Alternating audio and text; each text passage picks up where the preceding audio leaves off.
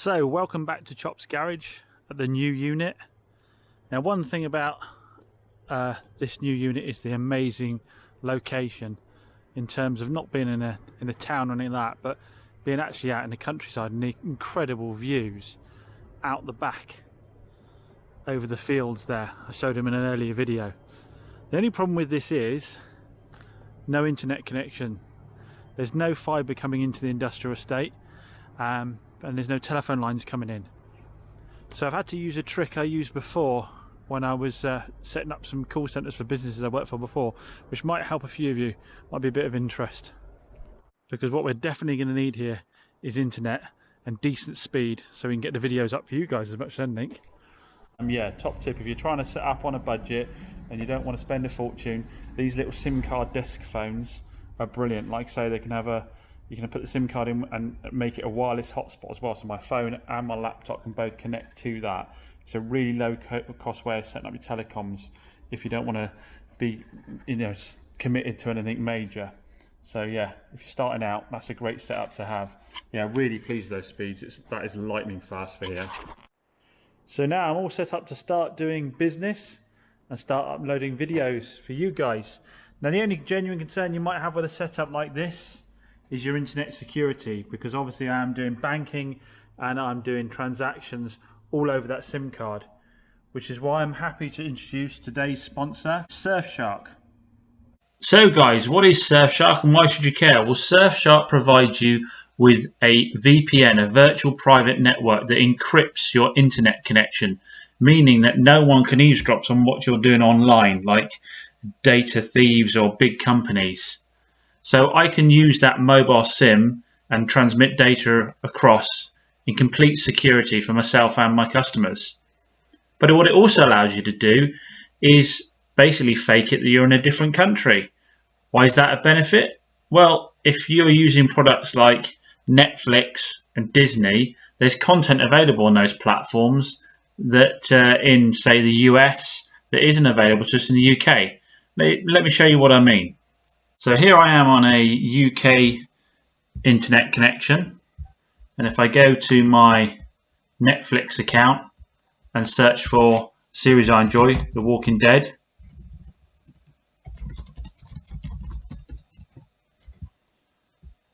nothing's coming up. So it hasn't got anything for The Walking Dead at all.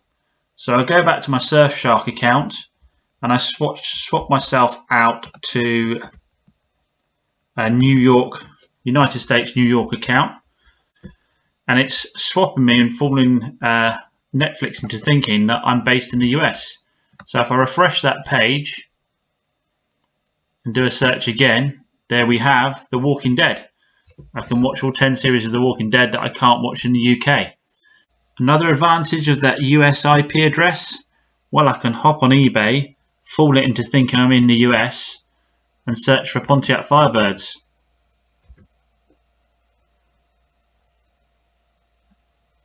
Find my dream bull-nosed Firebird to get shipped across from the UK.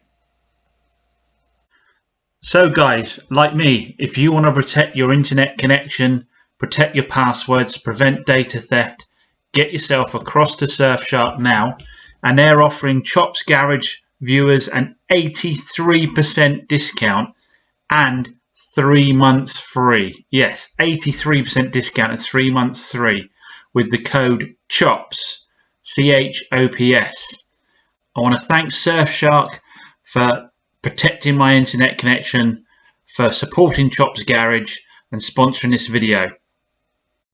Now my internet's secure and fast, let's get back to making some content for you guys and flip these cars. So guys, I bought another subscriber's car. So, a gentleman messaged me, said would I be interested in buying his little Yaris here. It's a 2010 and it's a 1.33, I think this is an SR or a TR. I can't remember which it is. Just get the light up for you guys. And overall, it's a nice looking little car. So, we had a number of conversations on it and some emails went back and forth, and I got a full description of the vehicle, and I'm pleased to say, as per the previous sale, it's exactly as I was told. In terms of bodywork damage, there's a little mark down here, there's a little ding on the bonnet there, but other than that, it's all in really nice nickel straight down the sides. No major dents and no scraping other than that on the corner of the bumper inside. It's really nice condition. No rips or tears in the seats. It's all really nice condition. Now, if we have a look at this gear knob, those of you that have seen these cars before, the 6-speed Toyota Yaris 1.3, this might give you a clue as to what's a little bit special about this car, as will the pedals and the condition of all the dials. So have your little guess now. I'm sure you've guessed by now, the mileage is 37,000 miles. It's only covered 37,000 miles, which we know for a little Toyota is absolutely nothing. Nice bit, you've got CD, aircon, auxiliary input, stop start. I've sold a few of these Toyotas now. They don't really appeal to the young people very much. They should do, because they're probably the best buy at this kind of price range. But yeah, they never appealed that much. They're a little bit slow to sell on that front for my normal market. But you know, as you can see, with 37,000 miles, the interior of the car is in fantastic condition. All the plastics are great, no scraping at all on those. Everything's really nice inside. I even got some spare alloy wheels thrown in, because some of the alloys did have a little bit of corrosion on. For the moment, I just flaked it off and tidied it up a little bit with a generic silver, just to tidy it up a little bit. I think a little bit on that rear wheel there. But that's all I needed to do, other than give it a polish. If you look underneath the engine bay,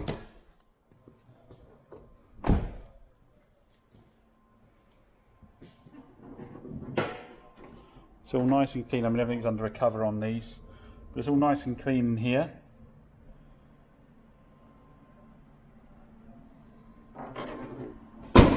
Now, the subscriber that sold it to me told me a lot of the work they've done to the car.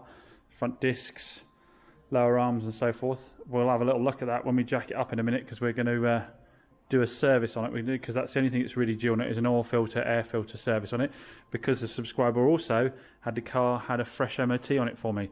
Only thing it failed for was a twisted caliper line. I think he'd done the brake work on it and accidentally twisted the caliper line on it, so he's taken it off and put it back again, but that was the only thing it failed on. So yeah, but there's a big thing hanging over this car, and that is it is crash damaged. This car came from Copart previously as a category S. Now, unlike 99% of the private buyers that are offering cars out there on the market, our subscriber, in true Chops Garage style, was 100% honest about this, and even sent me pictures of the pre-accident damage, which if I could find, I'd put up in this video. I may well find them in time to put them up in the video. But he was honest about it. He's done a couple of repairs on cars like this, and I think, as always, the challenge with these when you fix them up is trying to sell them on, because most people have a really poor attitude towards salvage repaired cars, which is a little bit unfair, to be honest. As I've said a million times before, the car you're buying at a premium may well have had a bump anyway and had the repair done on it. It was just done at an age where it was young enough to be repaired by an insurance company. A lot of people think it affects your insurance. I've not really had any customer, I've sold loads of them, come back to me and say it affected their insurance at all. And there may be exceptions to that, some insurance companies, but my overall feedback is it's never had any impact on any customer. And I'm talking about first time drivers having them as well. Never been an issue. So, and all the ones I sell at least 30% below the equivalent retail price. So this car with that mileage on would be £4,000, I'd say, 3,995. And I think, retail wise, as a cat car, this is still worth an easy £2.5 grand. The gentleman serviced it himself for the last 2 years, pounds to spend. And I said to her, look, I cannot do a car retail wise for £2,000 that I can stand behind, that has got a fresh MOT on it, a fresh service and a warranty, and is new enough. I don't really want to do older than 2010 ideally. So I'm afraid I won't be able to help you. But when the subscriber bought this in the other day and I got a chance to have a little look at it and a little drive in it, I thought, actually, this will be the perfect car for you. So despite telling the subscriber that I would probably sell it for 2,695, I've actually sold it for just £2,000, subject to her coming in and having a look at it. So I'm not making a lot out of it after I paid the VAT man and everything else, but I'm helping out a friend and I'm giving her a car that I've got 100% faith in. I wouldn't hesitate to put my wife or my daughter, if she was driving, in this car, because I know that a huge proportion of the cars people are going out and buying that aren't on the register have had exactly the same sort of levels of damage, but it's just been young enough for the insurance company to fix it, as I said before. There's this misconception if you buy a car that isn't on the register that it's not had an accident. That's rubbish. It could well have had an accident. It was just repaired by an insurance company and never went on the register. Anyway, so comment down below what your thoughts on it. £2,000 for a 2006 car with 37,000 miles on it, and it's a Toyota Yaris, which normally get a premium in this cracking colour and cracking spec. And I said I'm just going to do a service on it for her. I better get better at this continuity game if I'm going to do this for much longer, don't I? So yeah, comment down below what your thoughts on it. I think she's getting a steal. I think it's a great car, and I think it would have sold for 2.5 all day long, in my opinion. Massive thanks to the subscriber that brought the car down to me. As per, like I said, totally honest, totally transparent, really smooth transaction. I was clear with them before they bought the car exactly what I thought I would sell it for, what my costs would be, and what I could offer them, and they were happy with that, and they bought me down a car exactly as they described it. So, you know, another great transaction with a subscriber. Imagine if all transactions in the car sales business were like this, eh? If everybody was honest and straightforward, as the subscribers are with me when it came to selling cars. Anyway, let's get it finished off. I'm still going to take some photos of it, and I'm still going to put it up for sale on my site at 2.5. I just want to see what the reaction is with people in terms of whether I got inquiries on it. Plus, the other reason I'm doing it is because I've not put any of the recent cars, the Audi A1 or this, up on the site. Stuff's been selling too quickly. It doesn't look like I sell cars, so I need to show the turnaround on the website. So I'm definitely going to put them up on the channel. But yeah, thanks to all the rest of you that have been offering me your cars. You know, obviously sometimes we're too far apart. Sometimes you've got too much money in the cars. I am here to make money. At the end of the day, I have to get them at a decent price to make the margin on them and prep them the way I want to. So we're not always going to agree on price, but I will always just be straightforward and upfront with you and tell you exactly what I think I'm going to sell the car for and what I'm prepared to pay for it. Those of you that have been messaging me, I'm getting a lot of messages and a lot of phone calls saying, oh, I tell you what, I've seen this car at auction I'd like to buy. Can you buy it for me at auction? So again, I appreciate the contact, but it's not a service I'm prepared to offer. I don't know how other people do it. I'm not sure how they go about doing that, but it's not something I'm prepared to do. The risks to me just seem too high of someone ending up with a pup and then wanting you to carry the can. And I don't know what kind of contract you'd need to have to sort of protect yourself from that. Plus, I'm busy enough as it is, to be perfectly honest. And some of you will know, some of you watch another channel will know there is a well-known YouTuber in the car flipping game who's recently been done for taking money off people to do exactly this, but then never actually turning up with the cars. So I like to keep, you know, I've got enough on my plate. I like to keep life nice and simple. I can appreciate that, you know, a lot of you think, you know, it could be easy money for me and something simple for me to do, but to be honest, guys, it's no disrespect to anyone, it's just something I'm not wanting to get involved in.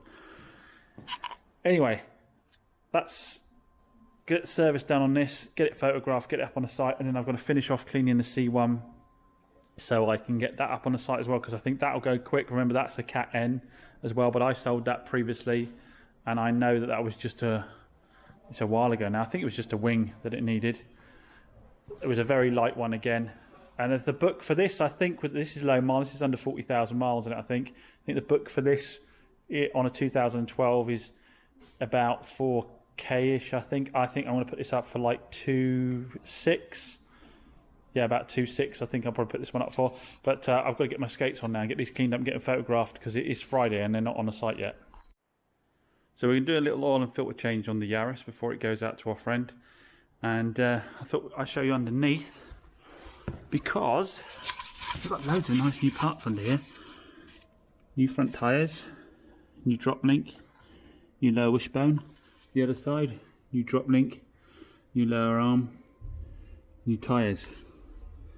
So my subscriber, as per his word, has done a lot of work to keep this maintained properly. So that's a really big bonus, and the front discs are brand new as well. So brand new front discs, lower arms, drop links. The only annoying thing with these Toyotas is these oil filters. That one's got a little bit of a leak on it. It's probably the seal at the top, which I'll be replacing. But these oil filters are a massive pain in the bum. Got a special fitment to them. So yeah, luckily Mr. Steve from Torrington's, he's lent me the oil filter remover. So we'll get the service done on this and then give it a good clean for her, and then she's going to come and try it later this afternoon. I think it's a no-brainer for her on a limited budget at £2,000. I think it's an absolute no-brainer. This is the right type of car for her. Yeah. Off she goes. Bye, Tori. I hope she stalls.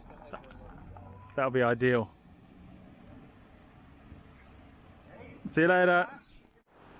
Well, I think that's a good result for everyone. Tori wanted to get out of a lease car. She was paying quite a lot of money per month for it, and she'd saved up some money on the side working extra hours to get herself a car so she could get out of the lease car, stop making monthly payments. And yeah, so she's been able to do that, and I tried to help her along the way.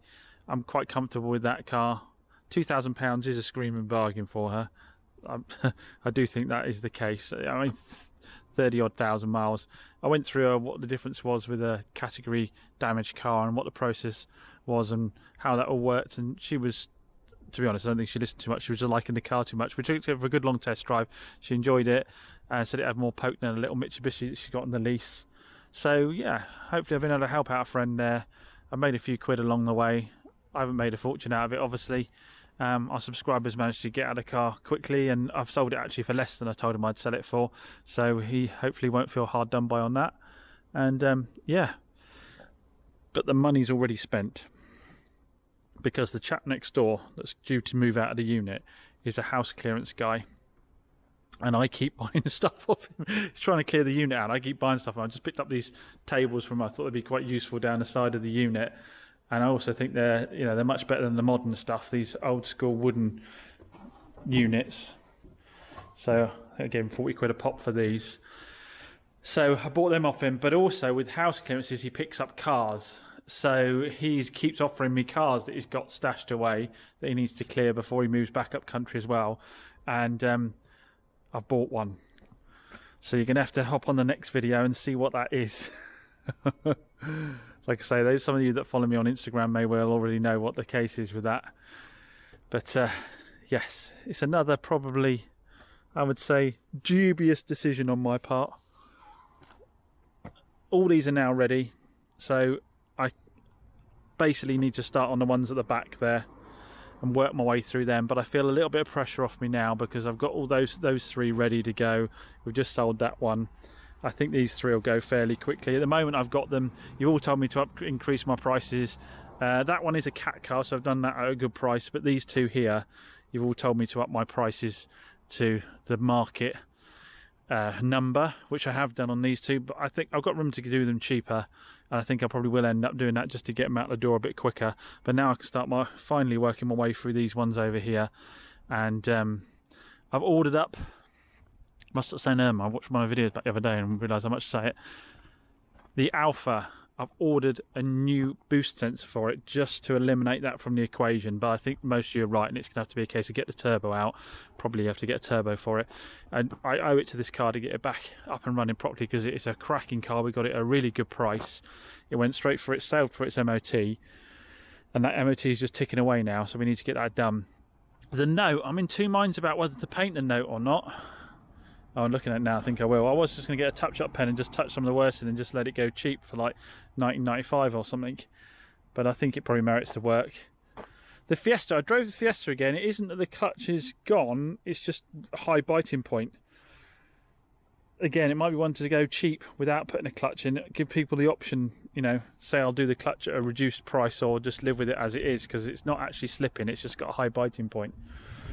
And the KA seems all right. I'm going to drive the Note home tonight before I start work on it to double check that it actually drives okay, get it up to temperature, all those good things. So I'm going to drive that home tonight and I'll let you know how I get on with that. But it's Saturday tomorrow and I think I might have a little play with the 2CV. I've got a real hankering to get it out and get it cleaned, and I think that's a video you guys will enjoy if I pull it out and really give everything a good clean and see how good we can get it, bolt it basically back together again and see how good we can get it and see, you know, is it worse or better than I thought it was. Anyway, as always, thanks for watching guys, really appreciate it. If you enjoyed the video, smash that like button down below because it will recommend it to other people. And if you aren't subscribed, which about 60% of you aren't, please consider hitting that subscribe button. Thanks as always, catch you later, bye. Before I go, just a quick reminder to please support those companies supporting Chops Garage by clicking on the link in the description to go and check out Surfshark. Remember, you've got that 83% discount to give it a go. Thanks a lot guys, see you again soon.